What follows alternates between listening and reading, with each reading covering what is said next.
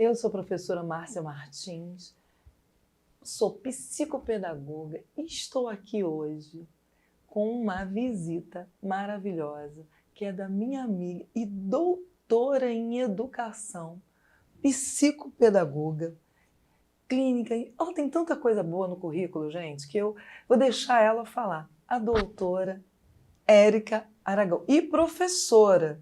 E hoje nós vamos falar de um tema muito importante, que é do autismo e a inclusão. E a gente vai, nessa conversa, desmistificar possíveis equívocos e estereótipos e falando sobre inclusão, tanto na educação, quanto no mercado de trabalho, mas principalmente na área de educação, porque nós estamos com uma especialista. E a doutora também, né, doutora, ainda está se especializando ainda mais, porque quem estuda, gente, quer estudar cada vez mais em neuropsicopedagogia. E está aqui comigo e a gente vai falar sobre esse tema, que é o que é o autismo e como ele pode ser um instrumento de inclusão dentro da nossa sociedade. Está aqui a doutora Érica Aragão para também falar sobre isso, doutora. E aí, muita gente pergunta isso para você, doutora, o que é o autismo, como ele pode, a importância dessa inclusão dentro da escola, dentro da sociedade. Tem como você explicar? Porque a gente ouve muitas coisas por aí, mas é importante a gente desmistificar alguns equívocos, alguns problemas, estereótipos que é lançado. Você tem como falar para a gente, doutora Érica? Com certeza. Primeiro eu queria agradecer o convite. Muito obrigada, professora Márcia, colega de profissão, psicopedagoga também. Estamos diante de desafios bastante semelhantes. A minha experiência como professora e como pessoa da área de educação, doutora em educação, foi trazendo para mim uma visão da necessidade da gente olhar o processo de ensino e aprendizagem de forma muito mais complexa e muito mais ampla do que uma rede de troca de informações e de conteúdo. Porque a gente lida com pessoas, e pessoas são diversas, pessoas têm as suas necessidades, pessoas têm as suas potencialidades, mas também têm as suas dificuldades. E aí, através dessa minha inquietação, eu fui fazer psicopedagogia, minha formação básica é em letras, e também acredito muito que a linguagem, a arte, né, ajuda muito a todas as pessoas em todos os sentidos, em suas potencialidades. Porém, né, não é suficiente. A gente precisa olhar a pessoa, olhar o autismo, olhar os transtornos do neurodesenvolvimento como uma condição que nos desafia. E por nos desafiar, a gente precisa aprender cada vez mais sobre ela, né, Márcia? Por isso a Márcia falou, ela é doutora, mas ainda está estudando neuropsicopedagogia. Bom, mas vamos ao tema, né? Que todo mundo está curioso, querendo saber. Eu quero saber. Primeiro a gente precisa entender o que é autismo, né? Eu quero deixar claro que aqui é um podcast e a gente não vai explicar nada de forma tão profunda como se você pegar diversos artigos científicos, porque é uma área bastante complexa e que ainda precisa ser muito estudada. Então, eu não sou a dona da verdade, apesar de ter doutorado na área de educação. Então, a gente está aqui colocando informações, claro, com embasamento, mas algumas delas precisam ainda ser muito aprofundadas e vistas por diversas áreas. A área de educação e a área de saúde. A psicopedagogia é essa área interdisciplinar que vai olhar para os transtornos do neurodesenvolvimento e para o processo de ensino-aprendizagem como algo complexo. E aí chega o tema do autismo e dos transtornos do neurodesenvolvimento, né? O que é autismo, né, Márcia? Por que a gente ouve falar tanto hoje de autismo? Nós temos diagnósticos aí, muitos diagnósticos surgindo e algumas pessoas dizendo que tem autismo até mesmo sem ter diagnóstico. Mas assim, doutora Érica, como você identificar, porque muitas pessoas perguntam para mim, qual é a idade que você consegue identificar uma criança se ela tem o transtorno espectro autista ou não? Como que eu posso identificar? É num bebê? Tem uma idade específica? Eu acho que isso, assim, muitas mães têm essa dificuldade de entender isso. Tem uma idade específica, doutora? Eu queria que a senhora explicasse isso para as pessoas que estão aqui nos assistindo. Vou explicar, Márcia, mais do que a preocupação com a idade, a gente tem que ter a preocupação com as características do indivíduo, os comportamentos que ele apresenta. Então, se você observar que uma criança de 1, de 2, de 6, de 7 ou até na adolescência tem comportamentos de padrões repetitivos, tem dificuldade de socialização e de comunicação e interação social, esses são os 2 principais critérios para poder indicar, tá? Não tarjar ou estereotipar alguém, com características do autismo. Então, dificuldade de comunicação e interação social e padrão repetitivo de comportamento. O DSM-5 é o Manual Diagnóstico da área médica, né? 5 porque está na sua 5ª edição, ele traz diversos critérios que aponta para esse diagnóstico. Eu não fecho o diagnóstico. Quem dá o diagnóstico é o médico, com base em uma avaliação multidisciplinar, no qual o psicopedagogo pode fazer parte também dessa avaliação. O psicopedagogo, o neuropsicólogo é fundamental nesse processo de avaliação, mas a mãe, a família e a escola são as principais pontes que vão fazer essa criança chegar até o consultório. Você falou sobre a idade, né? Então, a criança que ela está em idade escolar, muitas vezes ela recebe um diagnóstico de autismo porque uma professora identificou um comportamento, um padrão de comportamento muito rígido, muito difícil. Doutora Érica, a professora, ela identifica, a gente que é professora, né, quem é professora vai se identificar com o que eu vou falar agora, a gente recebe o plano educacional individualizado, né, que é o PEI, chamado PEI. E nesse plano, você vai, no caso, tem informações sobre as crianças que têm, no caso, algum tipo de necessidade.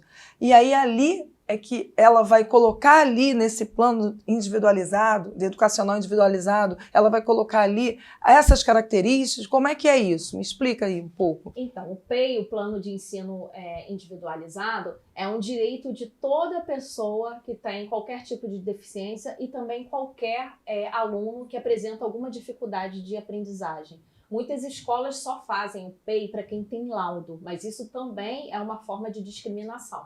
Se a criança não tiver laudo, mas ela apresentar constantemente uma dificuldade de aprendizagem, uma dificuldade de adaptação em alguma área, seja de linguagem ou matemática, é muito importante que a escola também tenha um cuidado com essa criança e faça também o PEI para essa criança. Então você sugere, assim, é uma sugestão, porque eu acho que é importante, porque às vezes a pessoa vai identificar depois de um longo período de uma defasagem no aprendizado.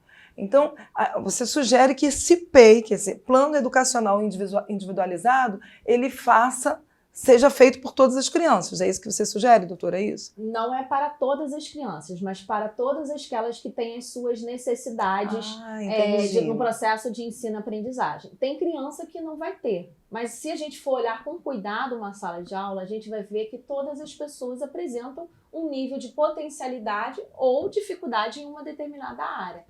É rara aquela pessoa que é boa em todas as áreas, que é perfeita em todas as áreas, até porque o ser humano não é perfeito. Verdade. E quando a gente encontra uma pessoa que também tem um destaque muito grande numa determinada área, um comportamento também diferente, muitas vezes das outras crianças, com dificuldade também de se adaptar naquela interação com as crianças, aí é um outro caso que a gente pode falar num outro podcast, que pode ser uma criança com altas habilidades e superdotação. Sim. Eu tô falando criança aqui, Márcia, você falou de idade, mas é importante a gente lembrar que essas crianças viram adolescentes e viram adultos. Sim, então a verdade. gente também tem que olhar o autismo e a inclusão como um processo que permeia toda a vida e chega até o mercado de trabalho, não é só na escola, tá bom?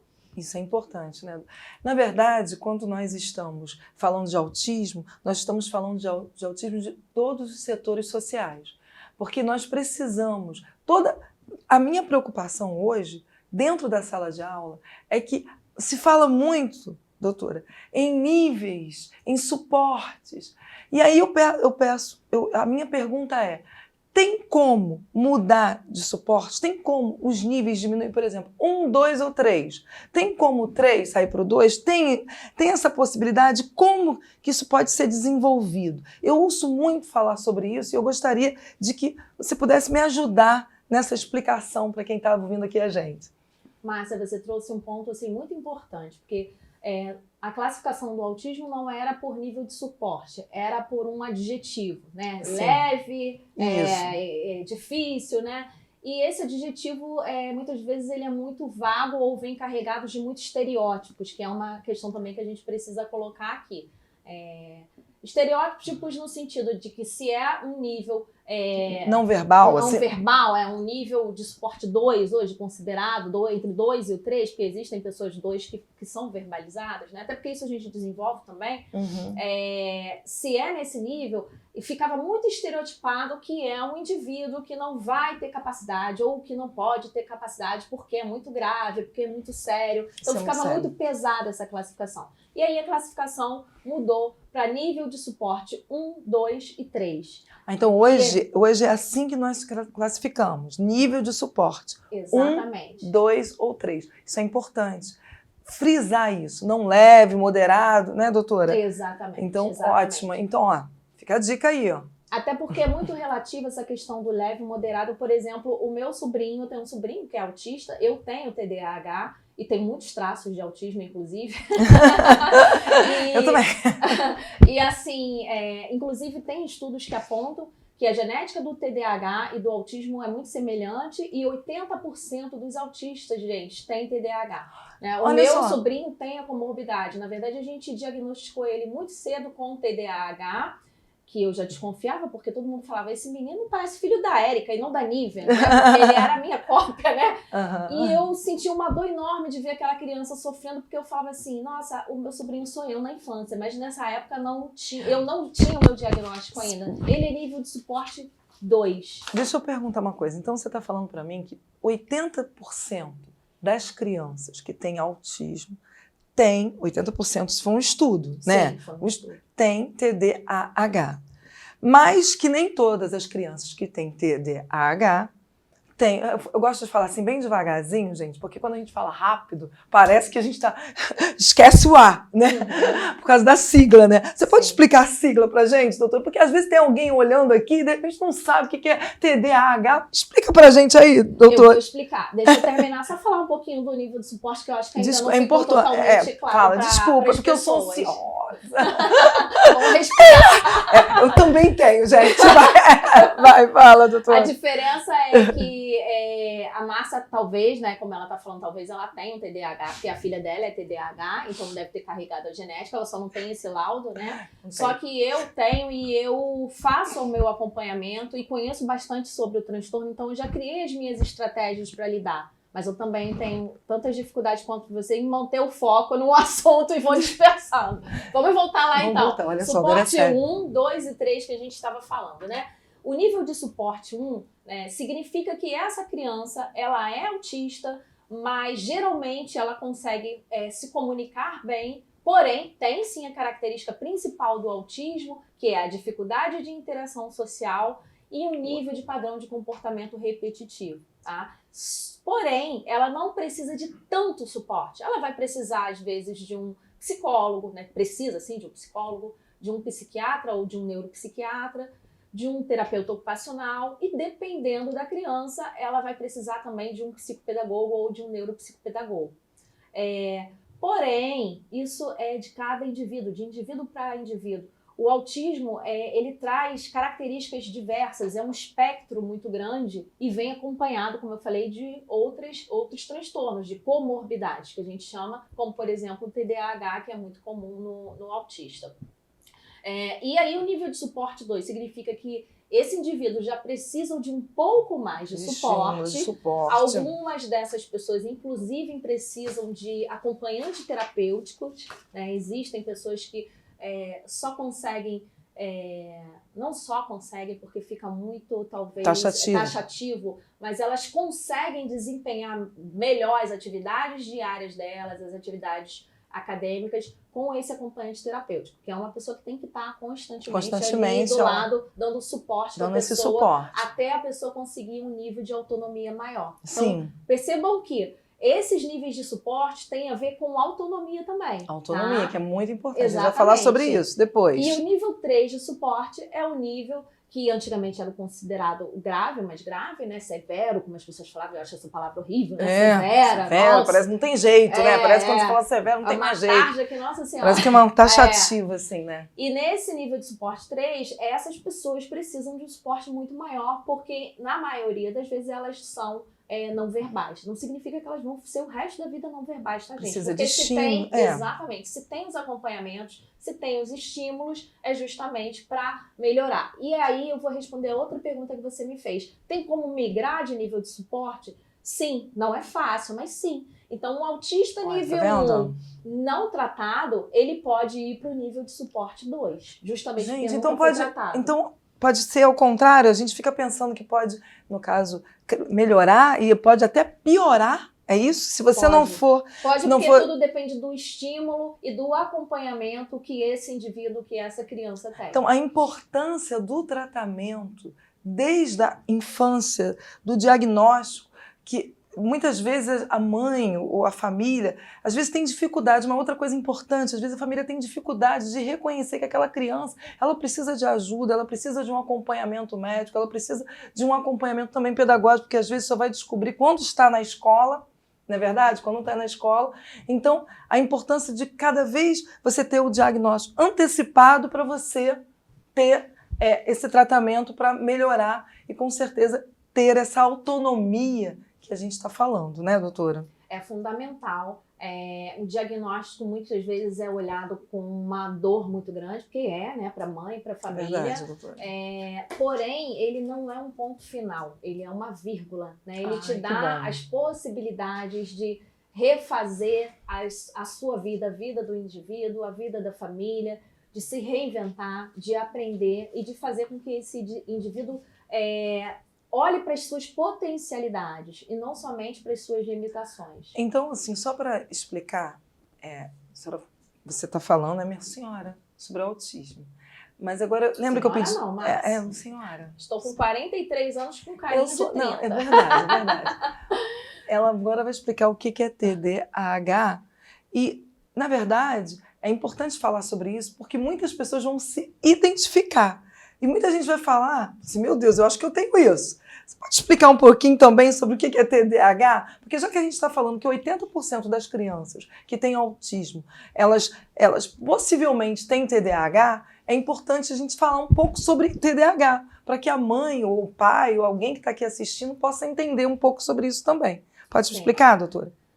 Esses transtornos do neurodesenvolvimento, como o autismo e TDAH, que são os principais que a gente está aqui apontando, eles vêm com comorbidades, né? Eis aí uma grande dificuldade dos cuidadores, dos pais, dos professores, porque não é simples, gente. Então, se não tratado, a pessoa vai piorar o seu nível de TDAH, desenvolve um transtorno de ansiedade generalizada, o TAG, né? Sim. Também pode desenvolver transtorno de depressão, transtorno TOD também? maior, TOD. Então, infelizmente, transtorno é um conjunto... opositor desafiador, o TOD, que é o famoso TOD, que não é o TOD do todinho, não, gente, não é isso. É o TOD, TOD, transtorno opositor desafiador, que muita gente acha que é birra de criança, né? As pessoas às vezes têm dificuldade de entender que, infelizmente, existem transtornos que nós precisamos ter um olhar clínico, não um olhar preconceituoso. Então, e no caso que a doutora está explicando aqui, a importância dessa avaliação, desse diagnóstico com pessoas especializadas, não só o neuro, mas também todo esse suporte pedagógico, né, neurológico, também de neurologista e tudo mais, né, doutora? Sim, é um transtorno realmente do neurodesenvolvimento, é uma disfunção que ocorre realmente no cérebro, no caso do TDAH, está ligado às funções executivas do autismo também, né? Mas o TDAH aqui na nossa região anterior aqui, chamado lóbulo frontal, em que a baixa de dopamina, você me perguntou sobre o TDAH, vou falar um pouquinho mais sobre o TDAH, né? Essa troca aí dos neurônios, né, das conexões, ela não funciona, não tem a sua funcionalidade perfeita, ela é disfuncional. Logo, nessa baixa de dopamina, a pessoa tem um nível de desmotivação muito grande e também de capacidade de execução, aquilo que a gente chama de funções executivas. As funções executivas, elas são muito complexas, envolve tanto questões que estão ligadas ao TDAH como ao autismo. Então, por exemplo, funções executivas, elas impactam no cognitivo, porque para a gente aprender e desenvolver bem, a gente precisa ter foco, né? Memória e memória concentrada, porque se eu vou ler um livro, por exemplo, eu preciso ter um tempo de concentração para fazer aquela leitura e para conseguir assimilar aquilo. Então, a questão do TDAH e do autismo muitas vezes não tem a ver, pode sim ter casos de TDAH em autismo em que a pessoa também tem um déficit cognitivo, mas uma deficiência intelectual, mas nem sempre tem. Tem pessoas, inclusive, que são até bastante inteligentes e principalmente TDAH muito criativas, que são mentes muito inquietas, né? Sim. A doutora Ana Beatriz, que é uma psiquiatra maravilhosa, ela sempre fala sobre isso. Ela também é TDAH. Então, essas funções executivas que impactam na nossa cognição tem a ver com a recepção da informação, com a recepção também da percepção auditiva, com a retenção da informação, que tem a ver com memória, e também com o processamento da informação, que são as funções executivas. Então, você citou 4, né, doutora? Você citou 4. Sim, 4, citei os principais aí. As principais, é claro que existem muitas. Tem também as funções expressivas, que tem a ver com a resposta, né? Aquilo que você captou e como você vai responder. Olha, a gente vai continuar. Olha, você que está aí, a gente vai continuar com esse papo. Porque esse papo, olha, vai ter agora, daqui a pouco a gente vai começar a exemplificar situações do nosso cotidiano, dentro e fora, né, da sala de aula, no trabalho. A gente vai estar exemplificando, que fica mais fácil. Eu gosto muito de exemplificar, doutora. Exatamente. E a gente vai estar falando isso para você. Então, por isso, você tem que, aperta aí o joinha aí, siga a gente, porque, tem muita coisa boa vindo por aí, hein? Olha, não deixa de seguir a gente não, Professora Márcia Martins, com você. Um abraço, gente. Até mais.